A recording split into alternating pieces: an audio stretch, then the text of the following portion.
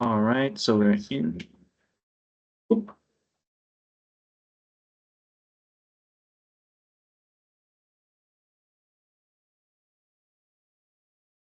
Hello. I'm gonna close the line. Let's stop those speakers. Hello, everyone. We are almost on time. There's a lot of people coming in, so we're gonna give us another maybe 1 or 2 minutes. This is Greg for short. Yep. I'm Miha for short. And thank you all for joining us in this for this webinar, which will share with you climate change algorithms, technologies, and tools for adjusting your continuous modeling data. This webinar is recorded. It's going to be available later for your comfort, perusal, review, and we will be also making available the PowerPoint slides. Those who know me may know that this is a quite an unusual activity, having PowerPoint slides. Greg, you want to introduce yourself quickly? Yeah, Greg, working here at Mircha, been doing WSUD and software development for the past few years. And yeah, excited for our first webinar and hopefully more to come as well. We're just 3 minutes past. We'll probably give another 2 minutes for people to filter in before we start. 1.5. 1.5. 1.5. Okay, fine. All right. 1.5. But I think we can start sharing our screen, and I more or less will let you drive. Most of our tools will be found, or not most, all our tools are found at cleanstormwater.com.au. So you will be able to, if you have an account with cleanstormwater.com.au, please feel free to log in. If you don't have an account, you can easily make one. It's free and it takes about 30 seconds. All you need is access to any email address, so you can put the numbers in there. So for those of you who want to follow through, who have an account, just please log in to your Stormgate portal at cleanstormwater.com.au. For those of you who don't, you can quickly create one or just use this recording later for one.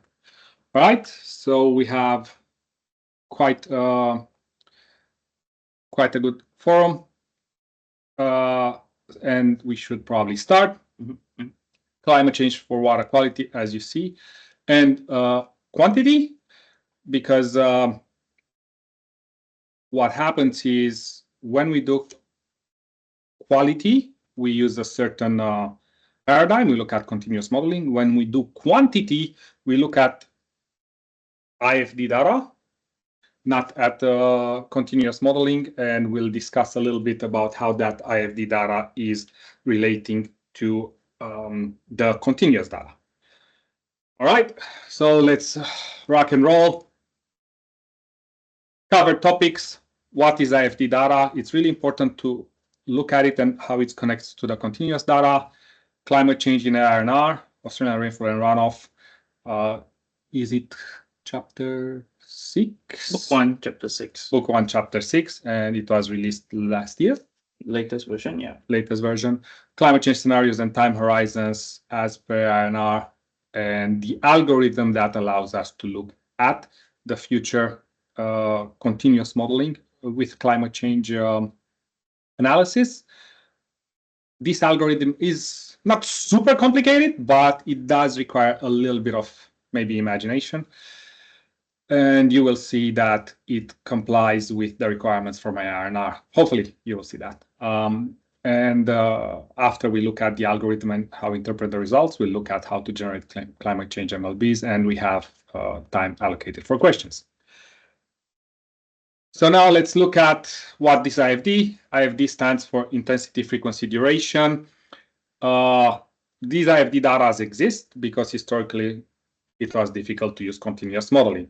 Let's look at it kind of conceptually, we have real recorded rainfalls right here in the current IFD data 2016. If I remember correctly, the statisticians at the Bureau of Meteorology and others have looked at data between 1960 and 1990.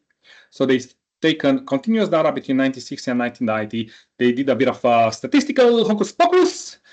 And from that statistical hocus pocus, they generated one value for one certain recurrence storm at certain time-minute interval. What does that mean? Let's look at it again. You have here to the left continuous data. You see that there's some events happening. This is a 10-year continuous data. That continuous data gets distilled into one single number for any duration at any probability. To give you an example, we have a 5-minute storm. And if that 5-minute storm has a 20% probability to show up at any year, in any year, you're going to have that storm will be 95.5 millimeters per hour. Really important to realize. This is one value for the entire storm. That's how this leftward data was distilled. If 30 years of data was distilled into this one number, which considers like a flat value. That's it. In 5 minutes, you'll get 95.5 millimeters an hour. Now, because this is just completely like a rectangle, right? ARNR and the authorities have said, well, no rainfall is really like that. So then what we're going to do, we're going to manipulate it a little bit to go up, down, up, down. So this is the ARNR information in terms of temporal patterns. And then because we don't know what happened before this 95.5 millimeters an hour storm, we're going to analyze a number of pre-burst scenarios. So look at the bottom. Statistical analysis is applied to continuous data to generate one single storm number, which is just a design storm. It's not a real storm. After which we manipulate that number to make that number behave as if it was continuous data. That's what basically IFD means. Now, moving forward, from that number, ARNR has done a statistical approach, has looked at, what's going to happen in the future, and it came up with some adjustments. Very important to note, it's a relatively simple concept. The adjustment in IFD data relates to how high the temperature increase is expected to be. Increase by 1 degree, 2 degree, 3 degrees. There will be some algorithms, and that one number changes accordingly. That's for IFD data. Again, is this data right here in the middle, annual exceedance probability, that data. But you can see that data is the distillation of the continuous data. So we already have a relationship. Now, in terms of continuous data, the people who've done the ARNR, please look at this. This information here. They say further research is required to develop robust and practical methods to generate these climate-adjusted inputs. We've done that. We've developed the method. Application, pragmatic minimum is recommended that extreme rainfalls in the time series used for continuous simulation be scaled to reflect the recommendations for incorporated climate change. So the extreme events, these events right here, let's say, 20% at 5 minutes, they relate back to the continuous data, so the extreme events should be scaled to reflect the changes in IRNR. And then while the while the remaining rainfalls have to be adjusted to reflect projections of the mean seasonal or annual rainfall. So we increase the extremes to keep up with the ARNR, and then we lower the amount of rainfall that falls over the period of time, over the year, so that the total over the year after you have more extreme events, still the total remains similar to the total in the previous scenario, in the historical scenario. Climate change scenarios and time horizons.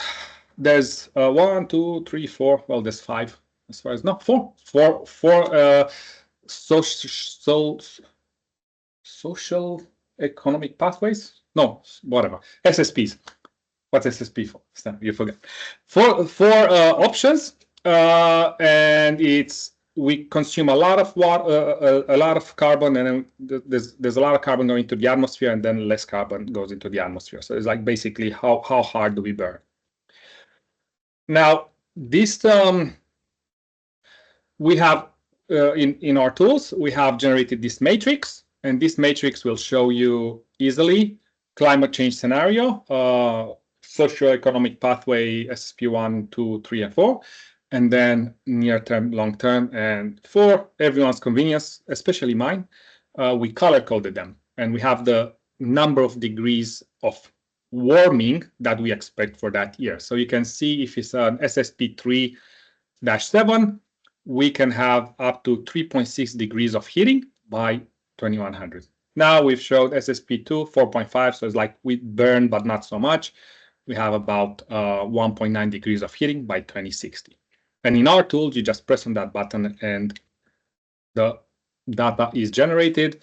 These are the formulas in ARNR, and this table talks about rate of change, climate change factor, and percentage increase in the maximum rainfall.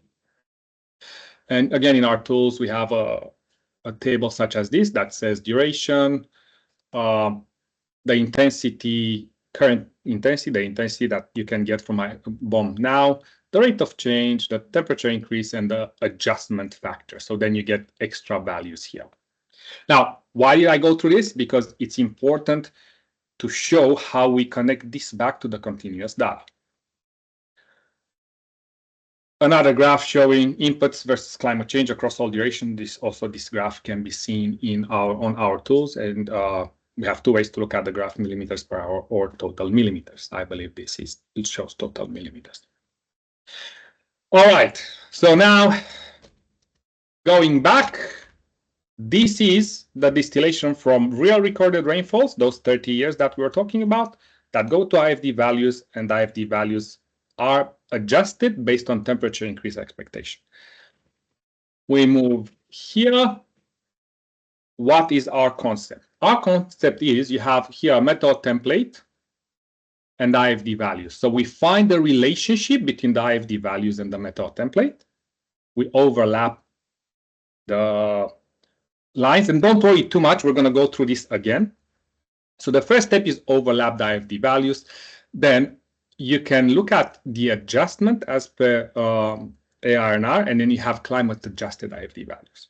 Now you use the climate adjusted IFD values and the relationship between the IFD values and the method templates to generate an adjusted method template for where each rainfall maintains a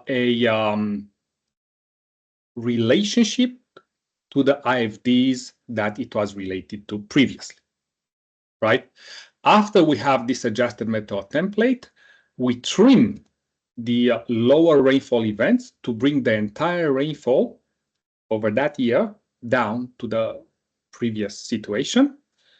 And this is done very, very quickly. I'll share with you guys the algorithm, but this is done in 1 minute. And because it's done in 1 minute, as opposed to many, many hours, we can watch a most excellent adventure afterwards and enjoy our time. So let's see. The first step of overlapping the IFD data over the continuous data, in this case, the method template, quite easy. The method template is at 6 minutes. So currently, the way we generate method template for John Connor line / music modeling, WSUD modeling, you can have 6 minutes, 12 minutes, 30 minutes, 1 hour, 3 hours, 6 hours, 12 hours, and 24 hours. So because of that, we should have the IFD data relating to that interval.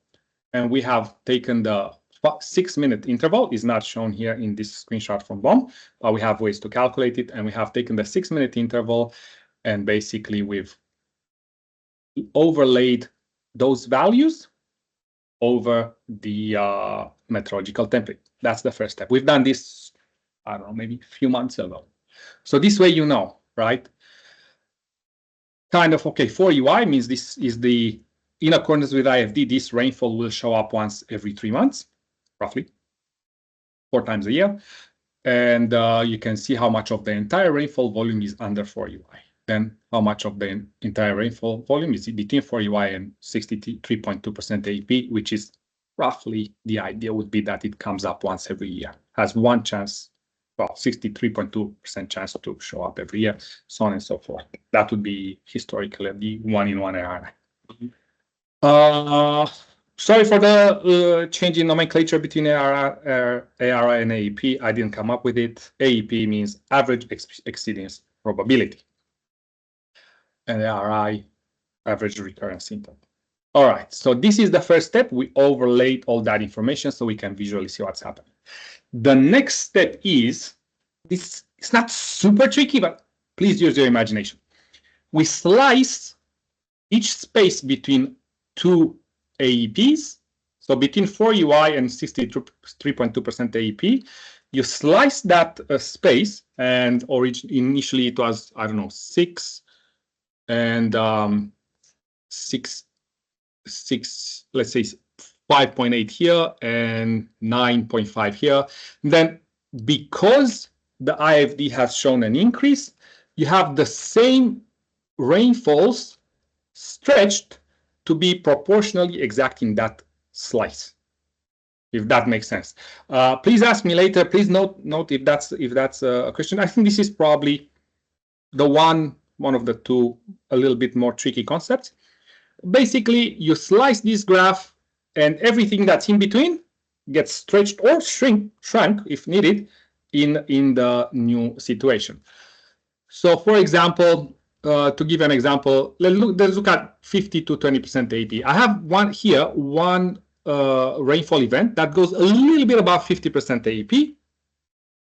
Well, in the new event, in the new continuous data, it's still going to go a little bit above 50% AEP. If it went here, maybe 10%, well, I don't know, maybe 3% of this distance, it's still going to go 3% of this distance. Now, this other event here is about half between the distance. It's 50% between the distance of 50 to 20% AEP, and then again, you have 50%, right? This event is half the distance between 20 and 10% AEP, well, here, and then we move it here, right? So we stretch everything up. Now, if the IFD data would go down, then we can stretch it down too. So from that perspective, the algorithm is agnostic if the IFD goes up or down. It just maintains the relationship between the rainfall event and the IFD. Now, we don't represent it here, but we do this for every single IFD recurrence probability. So 12 UI, 6 UI, 4, 3 UI, 2 UI, 63.2% AEP, 50% AEP, 10%, so on and so forth. So it's just to get our heads around it. It's important to note we take each slice and we keep the relationships in the new event. Now, because of that, from 0 to 12 UI, we're gonna increase all these. You see here, all these little events here right at the bottom. All of them will be increased. So we increase everything. So if we had 1,000 millimeters per year in the pre-scaling up condition, so in the current condition, we will have 2,000 millimeters a year in the new condition. Well, this is a problem because going back to our friends at ARNR, what did he say? While the remaining rainfalls adjusted to reflect projections of the mid-acceleration. Okay, so this means it stays the same. The projection usually stays the same, but we have the algorithm can show less or higher. Anyways,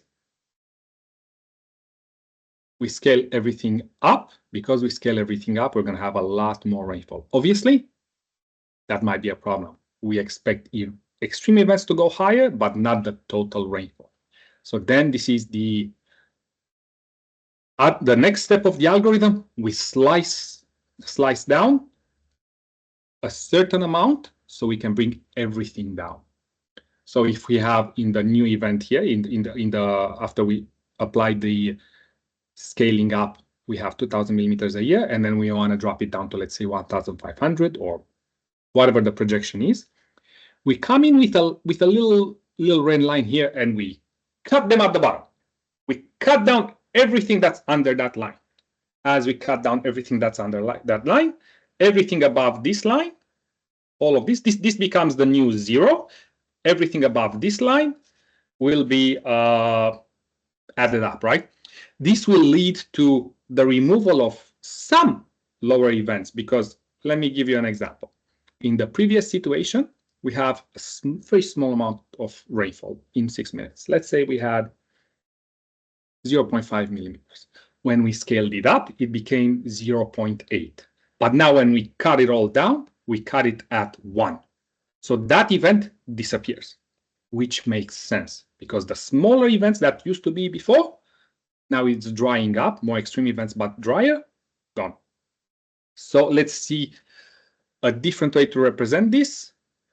You can have this graph. The green graph, you see on the bottom, you have rainfall amount.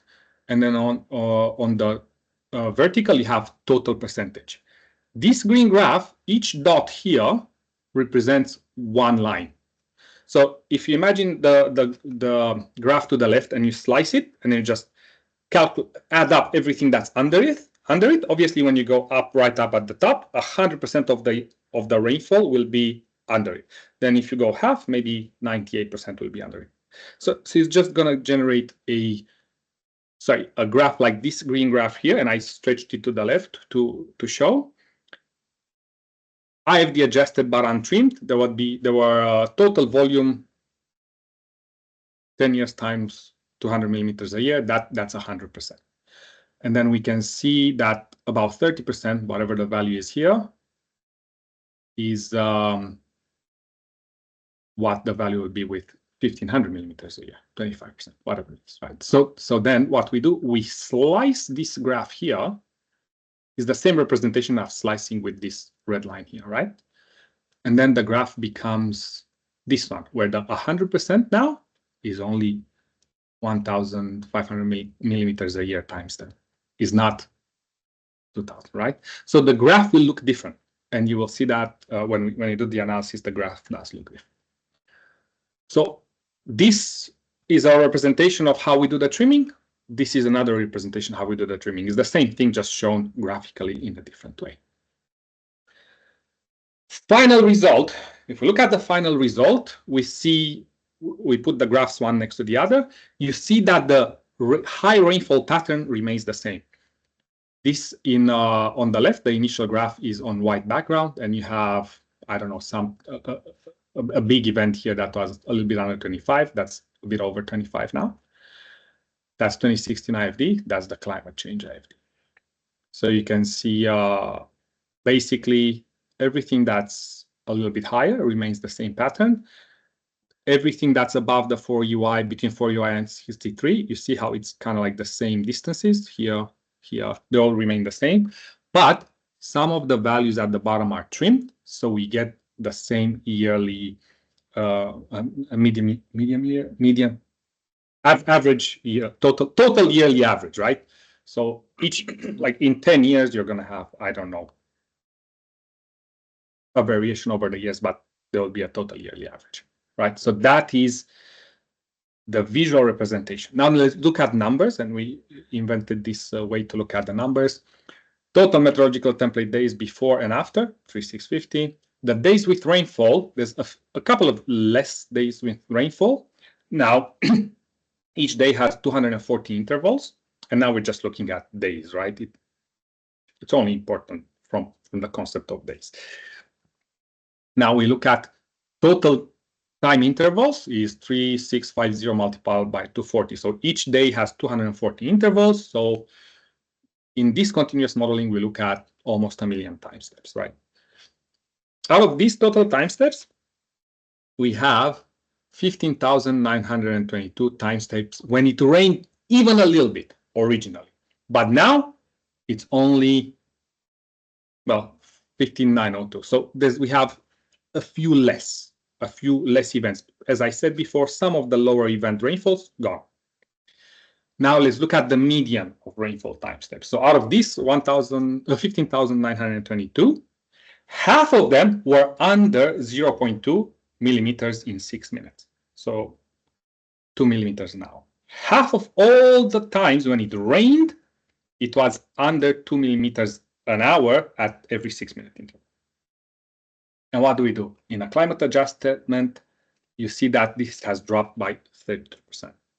So half of the events are under 1.345 millimeters an hour. What does that mean? Oh, I apologize, there is an alarm. So what does that mean? It means that the vast majority of rainfall events are lower, which means the environment is drier.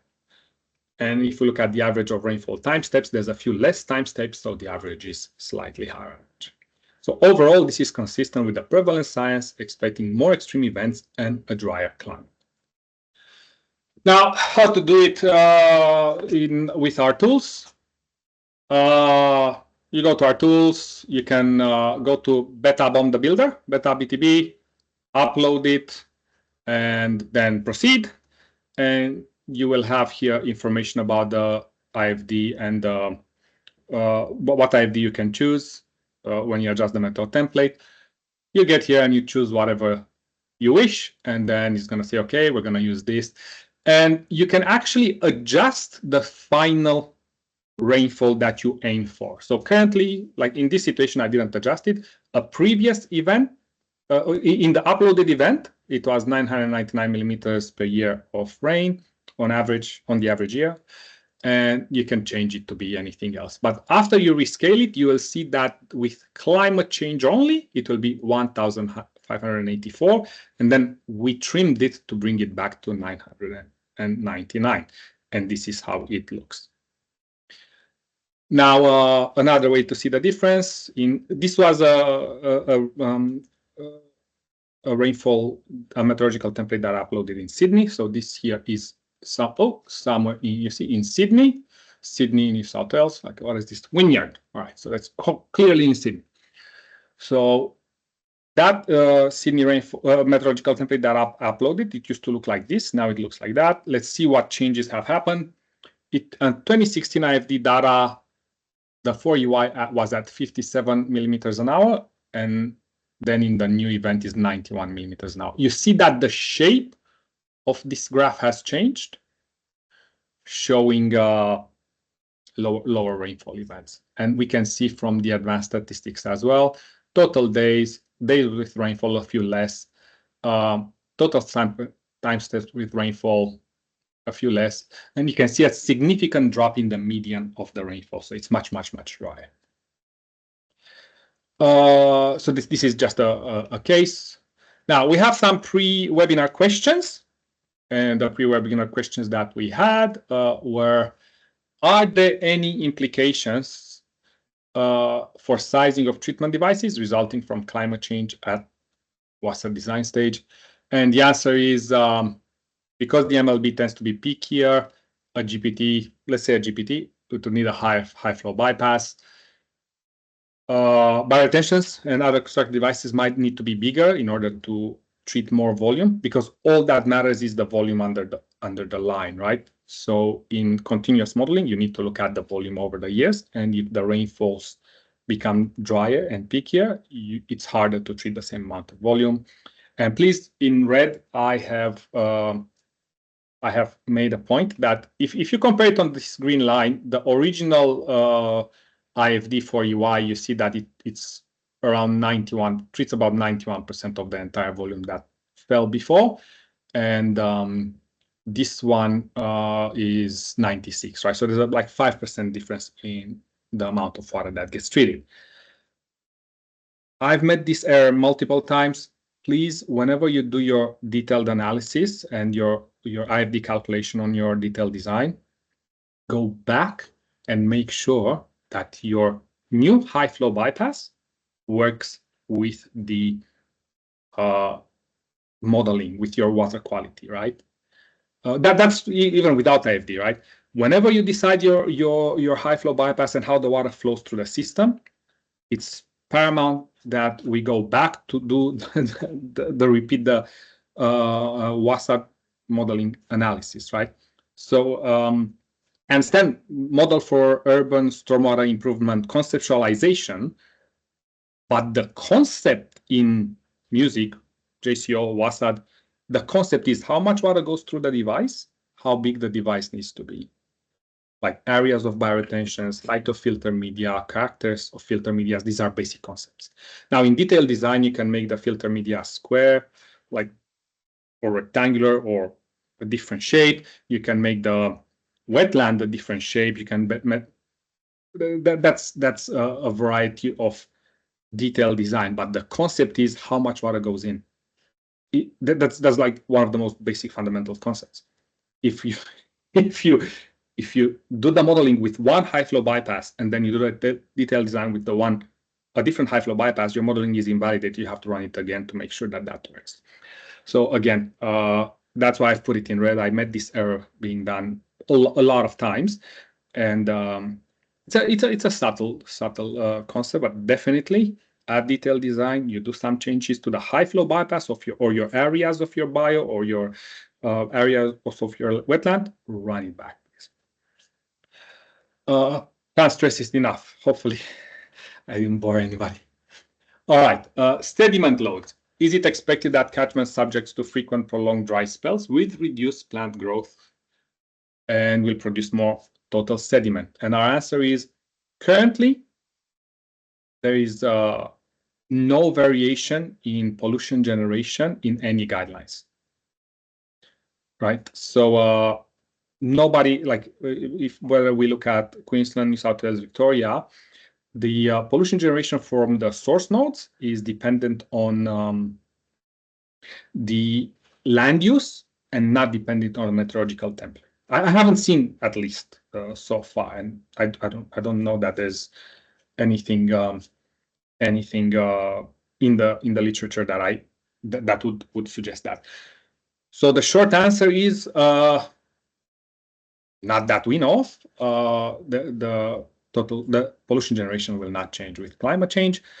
If somebody comes up with an algorithm that suggests that there is some change based on meteorological template delta, sure, we'll implement that algorithm very easily. It's not a problem. We like to think we're very competent at this kind of stuff, but so far there is nothing. Design of WSUD systems. Does the changes to ARNR influence design of WSUD systems?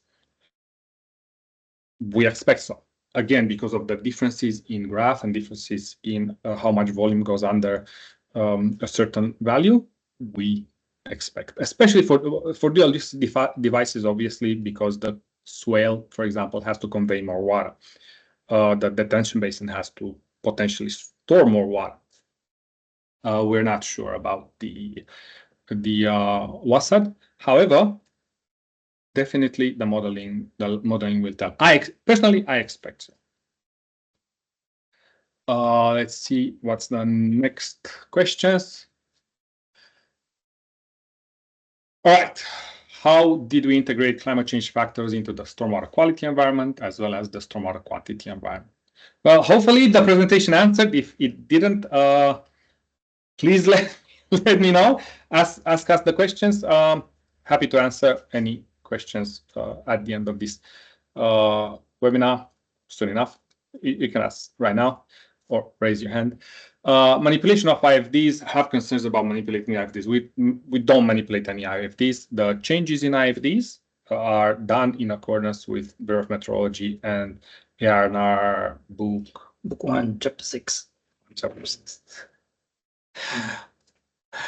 And what we have showed how we change the meteorological template, the continuous data, in order to comply with this. Design WSUD systems. What software will this CC? Do you want to take over? Mm-hmm. What software this climate change quantity require? Well, the softwares are BOM the Builder. All right. So one of the software is BOM the Builder. You go to it through you go to cleanstormwater.com.au and either login sign up to use software in the center or login sign up to the right. Once you have a login and a sign up once you sign up, let's say you go to Melbourne,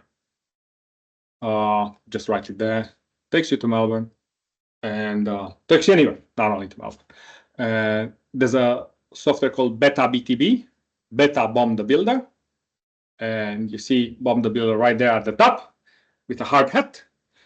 And you can upload your meteorological template if you have one from your council or whatnot, or you can just generate a meteorological template with Bomb the Builder. Bomb the Builder is award-winning, has been around for a while, and we are very proud of it. There's information on how Bomb the Builder works. Top right, video tutorial, user guide, PowerPoint presentation. Anyhow, so we proceed with uploading this meteorological template. Was it Melbourne City? Melbourne City. So once we use that, everything is free at this stage. So go nuts if you feel like it. You're all more than welcome. Just you have to create a free account. Right now, this does a lot of mathematical hocus pocus, so that's why we need to wait a little bit. Mr. Cyril Figgins, and the Metro template is uploaded. Can we see the stats? The stats are these on the uploaded meteorological template. You can download the graphs or a CSV.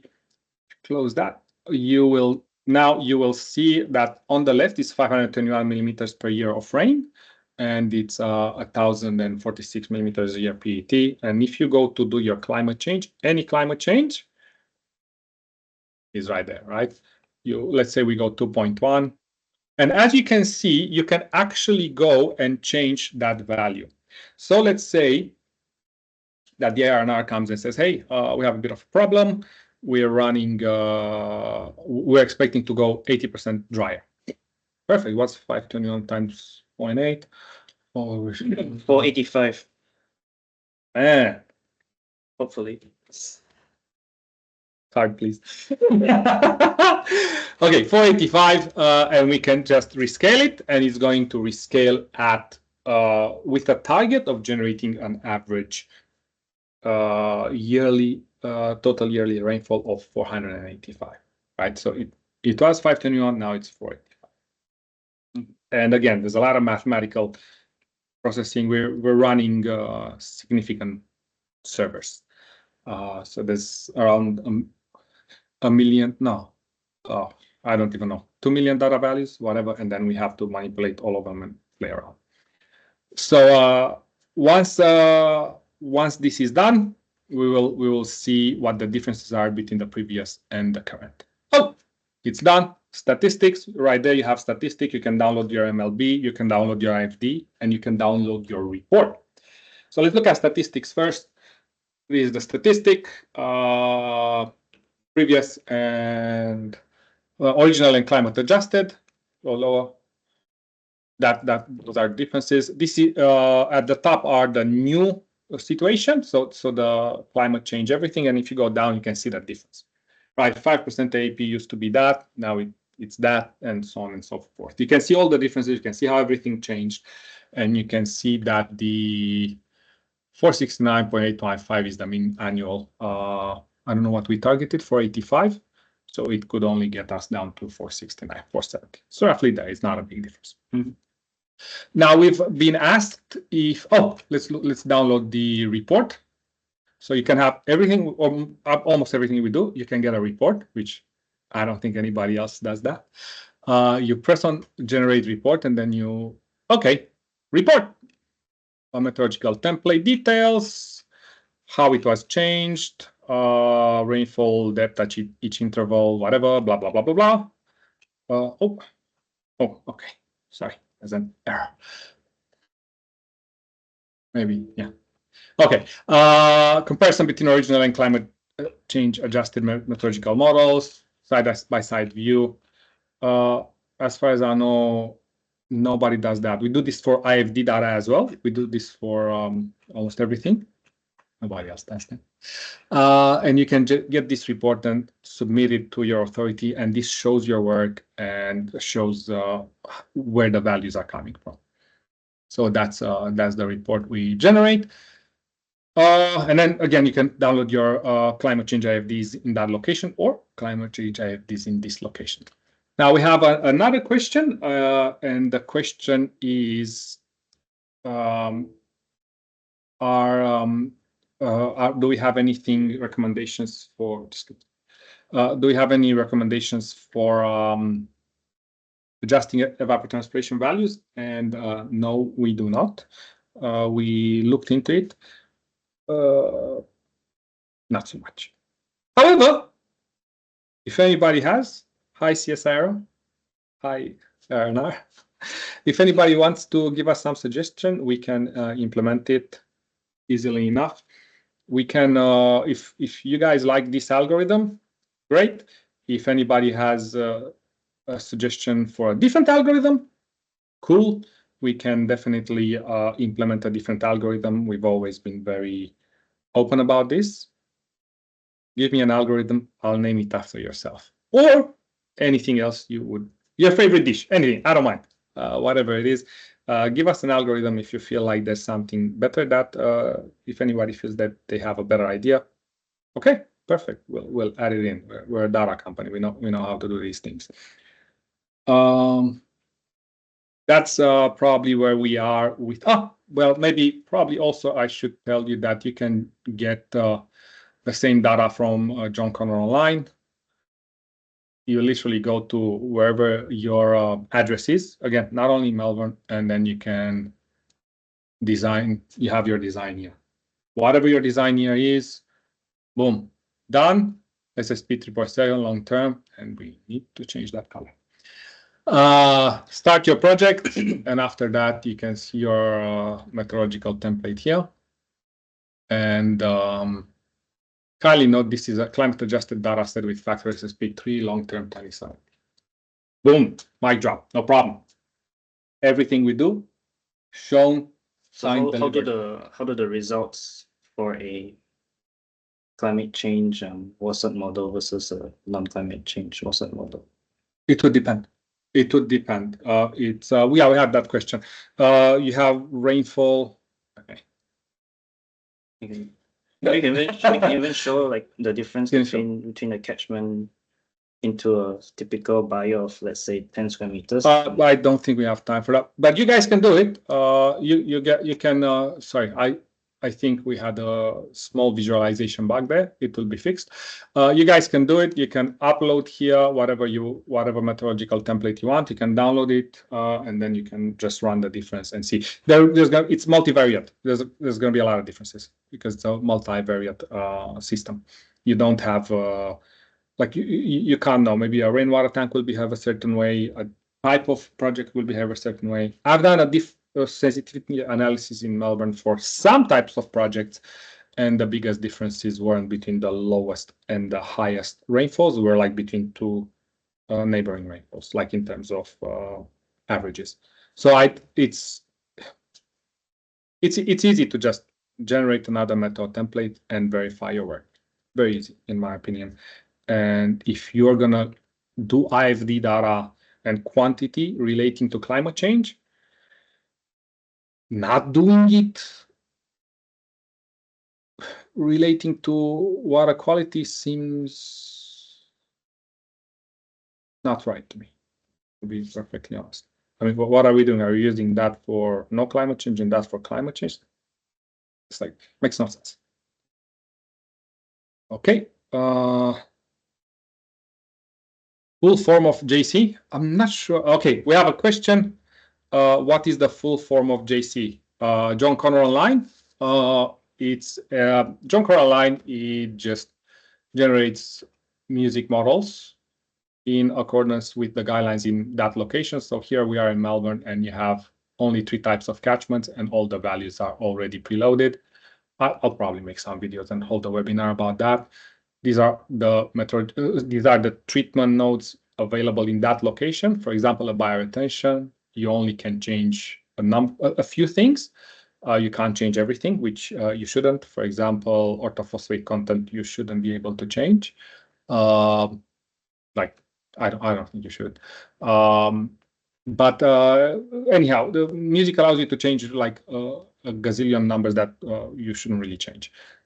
John Online, everything is in accordance with the guidelines. If I'm gonna go to Sydney, I mean everywhere else, anywhere in Australia where there's a color.